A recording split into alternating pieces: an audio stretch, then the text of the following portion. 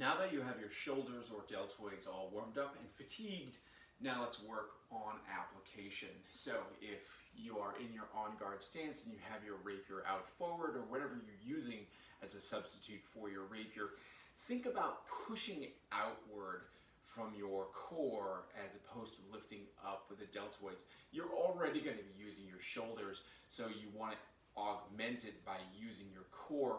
But I have found that beginning sword fighters always complain that their arms are tired, meaning their arms, their biceps, but also their shoulders, because that tends to be the thing that they have worked least in their life up until then. There are certain specific sword fighting muscles that you will use a lot of grip strength, a lot of forearm strength, bicep strength, tricep strength, sure, absolutely, but shoulder strength seems to be the one that students are lacking the most. So if you are in your stance, get those elbows forward of your torso and keep your shoulders square, your hips are square toward your partner, toward the camera. I'm leading with all of this energy forward and stay in this stance for a while. It is very tempting to have your arm creep back here because it feels more comfortable. Now I'm not really using my deltoids at all. I want to think about pushing this forward and activating this whole portion of my torso, keeping my shoulders back as opposed to rounding them forward and then putting a strain on my lower back. One of the things that we could do to work on the shoulders is a circular parry or a counter parry. If I am in a position of a parry, let's say I am in the position of a parry of 3, protecting my high outside line, and I describe a 360-degree circle with my sword, and I come back to the same line, I have created a complete circle. I have done a circular parry. If I have come all the way around and come back to the same line, it is not only a circular parry, but it is a counter parry. If I wanted to be, let's say, in a parry of 7 and do a circular parry to a parry of 2, I can describe that 360-degree circle and come back to this line here in 2. That would be just a circular parry, not a counter parry. I would have to, if I'm here in the low inside line, make a circular parry that comes back to the same line. That would be a counter parry. So we're going to do some counter parries involving the deltoid muscles. So I'm going to be here in a parry of 3. I'm going to describe a 360-degree circle, and I got to come back to the same line, creating a counter parry. And I really want to think about keeping this forearm in place and bringing the sword through the vertical center line and really just making this all a circle without moving my elbow so much. And I'm going to be activating my front deltoid because my elbows are forward of my body right here. I am using my forearm and my grip strength, sure, but I'm also activating my deltoids. I can do this from 4, back to the same line. I can do it from 7, back to the same line. I can come back here 2, bring this, come back to the same line. So practice your counter parries. Again, I want to make sure that I have this parry out in front of me on this angle, and as I describe this 360-degree circle, my elbow does not come back toward me. It stays out in front. And think about pulling your shoulders back and having your shoulders just above your hips.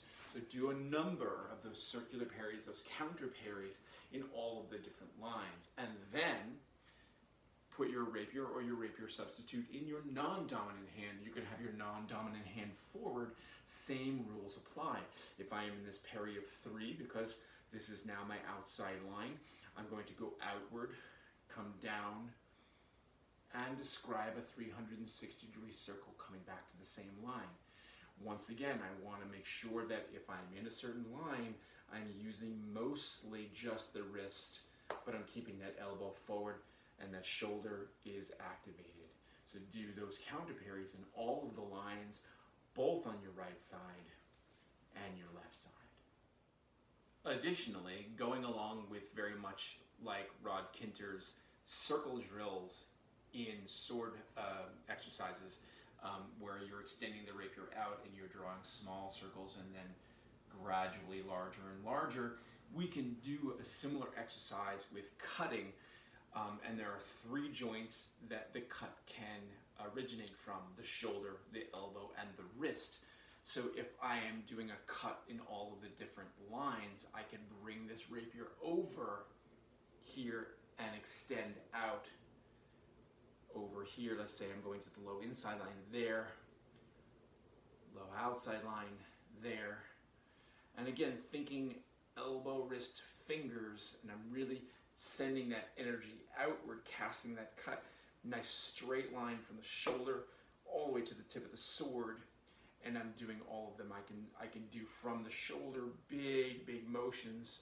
I can go from the elbow, slightly truncated, right? And then finally from the wrist, keeping the elbow as stationary as possible, all the while activating the deltoid muscles, keeping them back as opposed to rounded forward, which has poor posture and poor visual for the audience. I want to keep those shoulders back, my hips underneath me, to create that strong foundation, that strong balance, and have the illusion of a very strong attack, whether I am attacking in the low line or in the high line.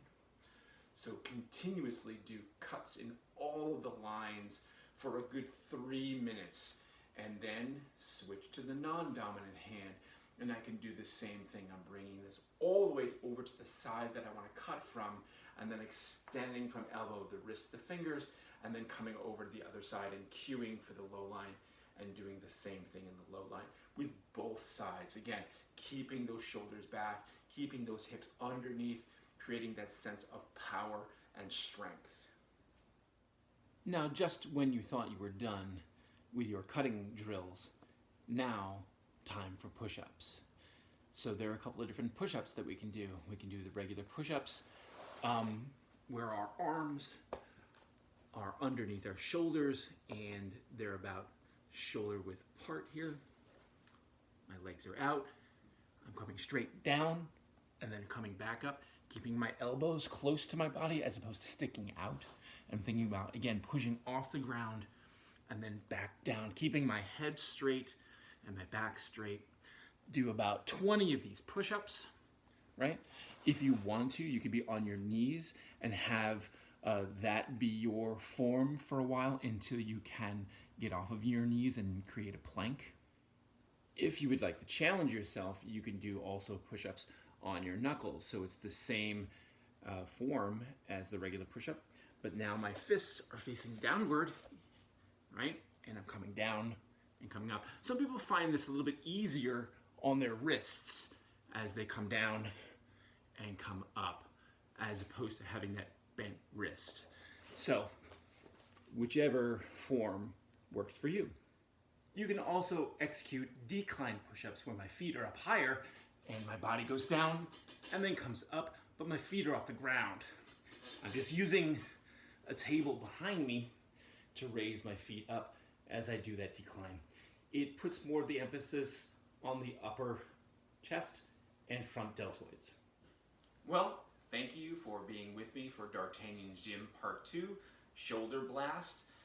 Do all those exercises, do the cutting drill, end with some push-ups, and you will have given your shoulders or your deltoids a really good workout. Again, pushing through exhaustion and trying to get that detailed sword work is really going to propel you from ordinary to extraordinary.